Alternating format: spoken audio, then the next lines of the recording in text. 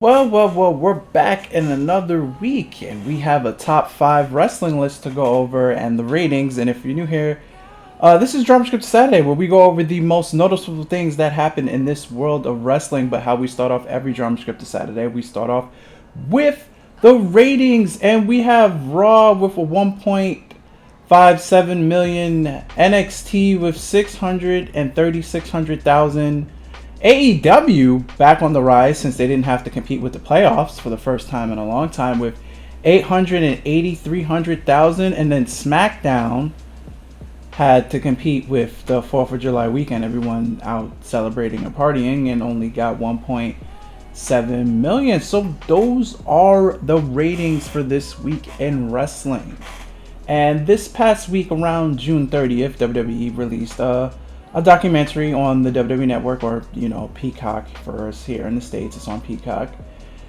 Top 50 tag teams of all time, and then the top 5, as this order, put it right here, was the Dudley Boys, Edge and Christian, Hart Foundation, Hardy Boys, and guess what number 1 is?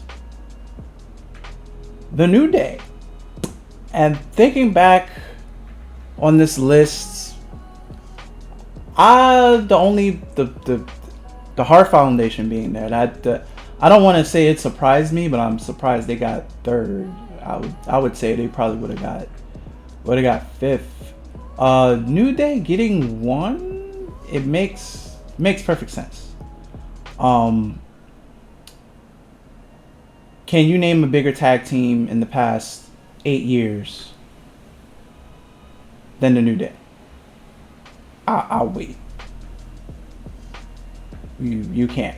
The New Day has dominated almost a whole decade of that whole tag team division, both on SmackDown and Raw, and they hosted a WrestleMania.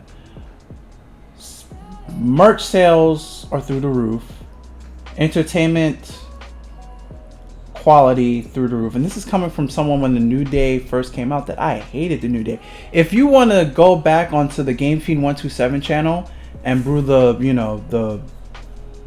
like 5-6 years ago Dramascripted Saturdays, you hear me say I didn't like the New Day. I never really got the explanation on what a New Day is. I really didn't like the New Day, but they, after year 3 or 2, they kind of won me over. But I've lost count how many times they've been tag champs. But numerous tag champs have the longest solo reign of memorable matches. I just can't. And they did it on their own, just the 3, like Dudley Boys, Edge and Christian, Hardy Boys. Like, I feel like those 3 tag teams needed one another. And plus, remember all the crazy tables, ladders, and chairs matches there were.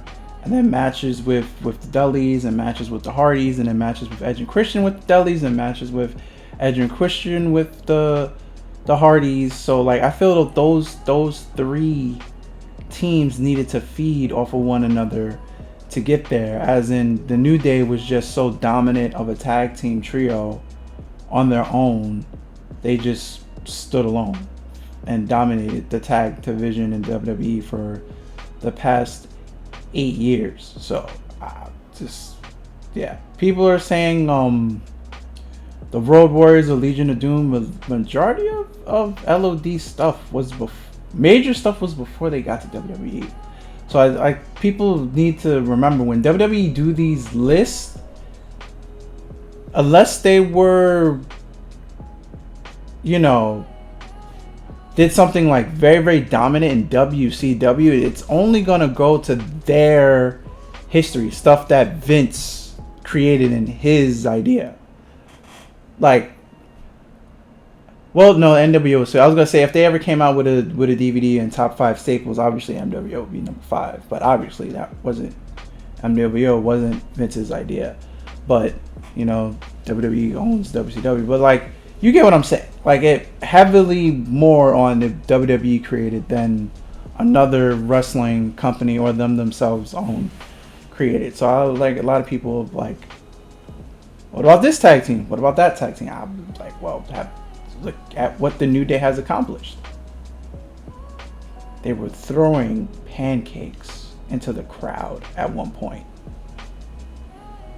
And cereal. They had their own cereal.